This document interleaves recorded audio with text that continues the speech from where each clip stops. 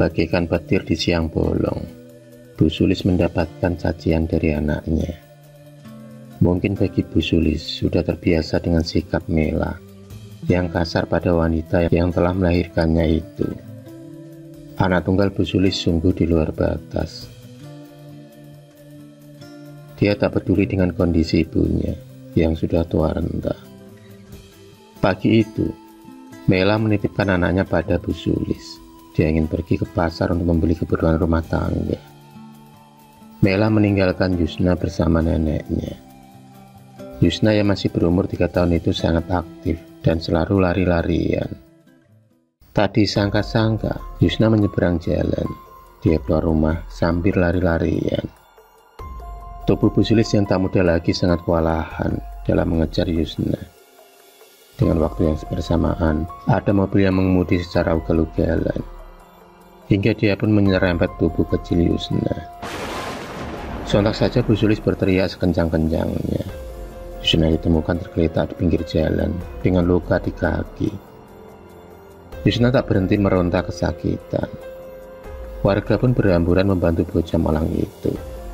Tak butuh lama, Mela dan Bimo mendengar berita kecelakaan anaknya. Mereka segera pulang menuju rumah sakit di mana Yusna dirawat.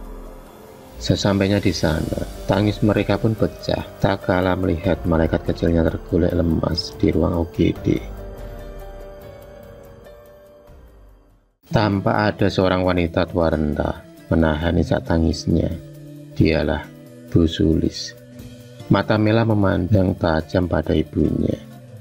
Umpatan demi umpatan keluar dari mulut Mela. Dia menganggap ibunya telah teledor dalam menjaga Yusna. Meski Bu Sulis sudah meminta maaf, tapi kemarahan Mela rupanya telah membuat Bu Sulis kecewa. Tak hanya Mela, anak menantunya juga menyalahkan Bu Sulis. Dia menganggap ibu mertuanya itu tak berguna, bahkan sering merepotkan mereka. Buliran air mata pun mengalir deras di pipi keriput Bu Sulis. Meski dia menyadari kalau dia lalai, tapi tak seharusnya anak dan juga menantunya itu bertindak kasar. 2 hari sudah, Yusna dirawat di rumah sakit. Bu Sulis hanya bisa mendoakan dari rumah, lantaran dia tak diizinkan menjenguk cucunya oleh Mela.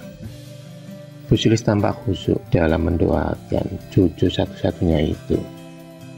Dan alhamdulillah, rasa syukur diucapkan dari mulut Bu Sulis saat mendengar kabar kalau Yusna sudah membaik dan diperbolehkan pulang. Sore itu Yusna digendong ayahnya menuju ke rumah. Yusna tampak gembira setelah melihat neneknya. Tapi senyum gembira itu sirna ketika Mela dan Bimo melarang anaknya memeluk neneknya itu. Disitulah batin Bu Sulis hancur berkeping-keping. Dia tak menyangka kalau anaknya masih menyimpan dendam. Meski tinggal satu rumah, tapi seperti ada tembok penghalang antara Bu Sulis dan Yusna. Suatu hari, tak sengaja Bu Sulis mendengar sebuah obrolan antara Mela dan Bimo. Obrolan itu menyangkut keberadaannya di rumah tersebut. Ternyata selama ini Mela hanya menganggap ibunya orang yang merepotkan. Apalagi Mela juga menganggap ibunya itu sering membebani mereka. Buliran air mata pun kembali menganak pinak di pipi keriput Bu Sulis.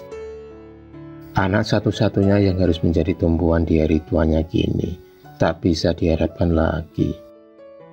Andai saja dia tak mendengarkan rayuan anak dan menantunya untuk menjual rumahnya, mungkin kini Bu Sulis masih hidup nyaman.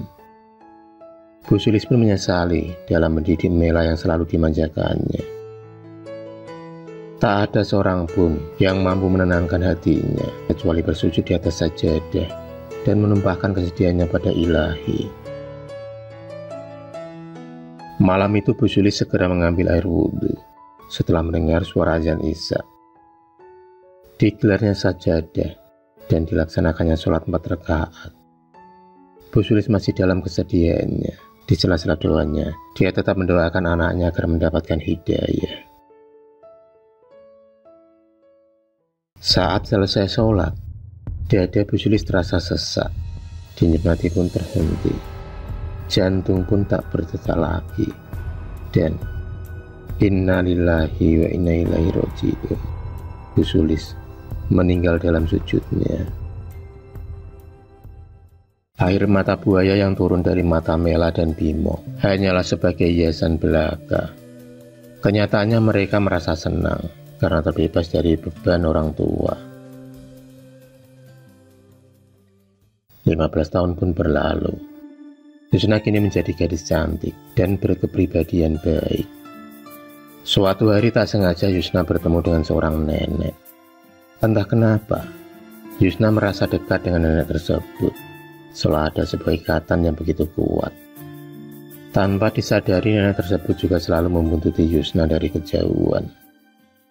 Pernah, suatu hari dia hampir saja menjadi korban perampokan saat pulang dari rumah temannya. Tiba-tiba rampok itu kalang kabut melihat sosok nenek yang ada di belakang Yusna. Kedatangan nenek yang membantu Yusna itu membuatnya terheran-heran. Apalagi ketika rampok itu melihat wajah yang menyeramkan. Sejak pertemuan malam itu, Yusna semakin menaruh simpati pada nenek tersebut. Di akhir pertemuan, nenek tersebut memberikan sebuah liontin bermata merah delima. Liontin itu sangat indah. Nenek itu pun lalu menghilang setelah melepas senyum hangat pada Yusna. Sesampainya di rumah, Yusna menyimpan liontin tersebut di laci mejanya. Tapi anehnya, liontin itu seolah tak mau jauh darinya. Yusna yang tertidur pulas tiba-tiba terbangun karena ada yang mengelus kepala lalu menaruh liontin itu di telapak tangannya. Hal itu awalnya tak dihiraukan Yusna, tapi setelah terjadi secara berulang-ulang, akhirnya dia pun memutuskan untuk memakai liontin itu di lehernya.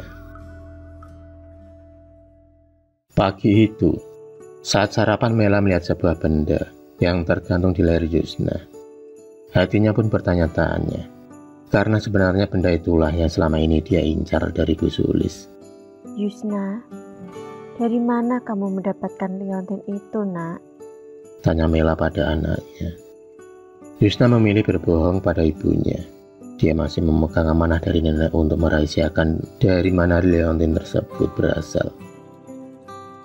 Setelah selesai sarapan, Yusna pun berangkat sekolah. Mela dan Bimo membicarakan tentang liontin yang dipakai Yusna. Mereka yakin liontin itu adalah milik Bu Sulis. Benda berharga yang memiliki daya jual sangat tinggi, karena liontin itu dipercaya memiliki kekuatan magis bagi siapa saja yang memilikinya. Apalagi kalau orang tersebut memiliki weton Jumat Kliwon. Karena Mela dan Bimo tak begitu tertarik dengan hal magis, maka mereka menginginkan benda itu untuk dijual pada seorang dukun yang mau memaharinya berharga tinggi.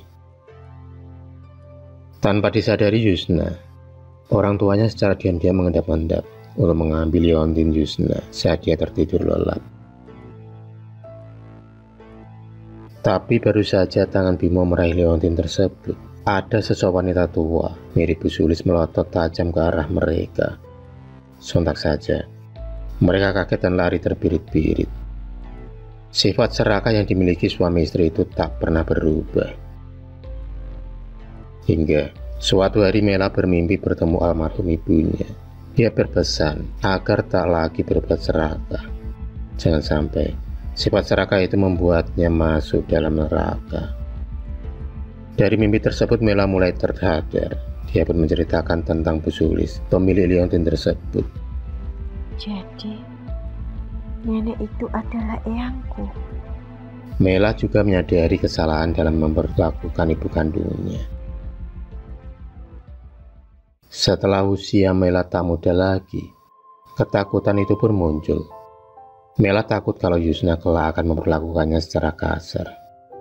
Akhirnya Mela memperlihatkan foto Bu Sulis pada Yusna. Yusna pun syok dan kaget. Ternyata orang yang ada di foto tersebut tak lain adalah nenek penjaganya selama ini. Yusna menyadari neneknya selalu menjaganya dari kecil sampai dewasa.